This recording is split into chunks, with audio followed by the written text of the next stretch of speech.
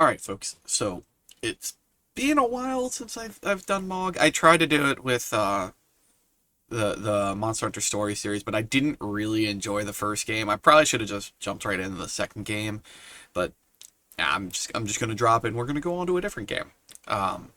So today's game is miniaturized drum roll sounds.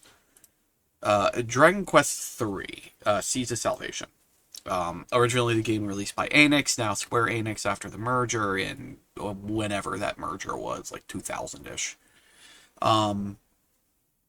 Even though Dragon Quest 1 and 2 both come before Dragon Quest 3, obviously, this game is the prequel to those two, which is why the HD remaster came out before the remakes of the first two.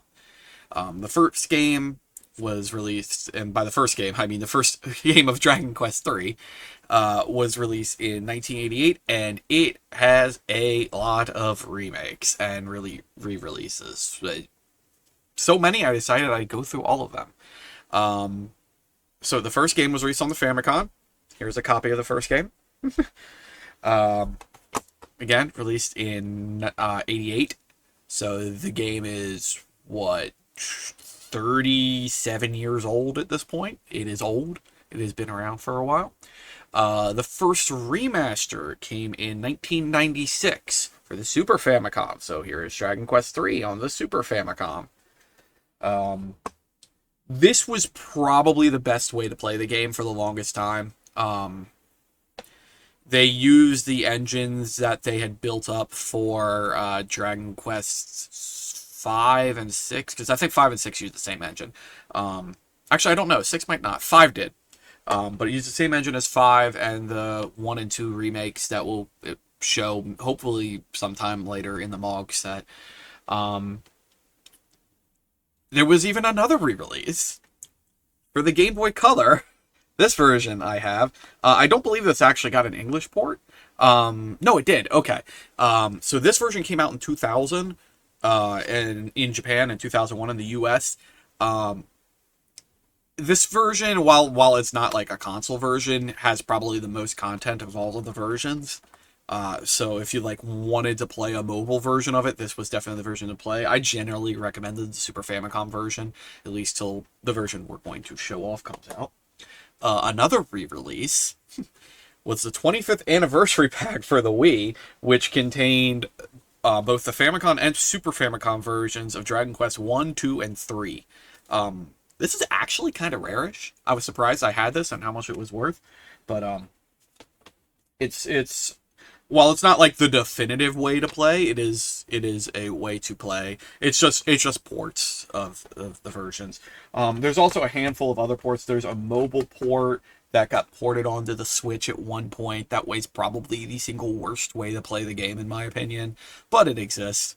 And lastly, we have the HD-2D remake that Square Enix did using their fabulous HD-2D engine that I absolutely love and adore.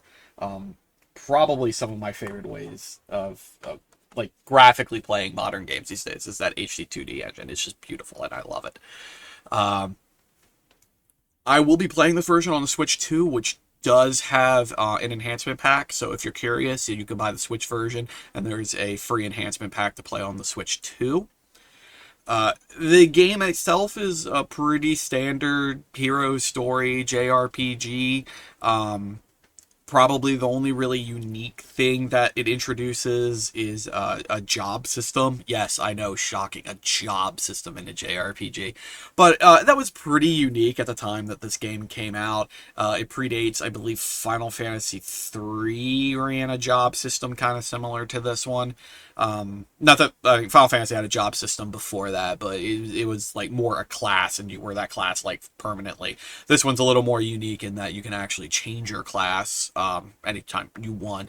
It's a feature I don't think they brought back until like Dragon Quest IX, which I'd also like to point out probably my least favorite of the Dragon Quest franchise was 9.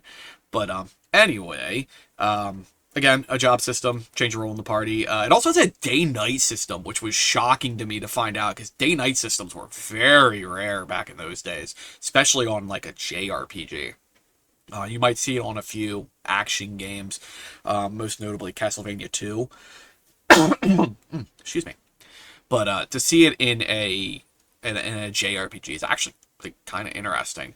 And the game, much like most other Dragon Quest games, it's very open world, kind of non-linear structure to the game. It's not like there's not a linear story. There is, but like you kind of just wander around aimlessly. It's kind of like the history of playing old school Dragon Quest games.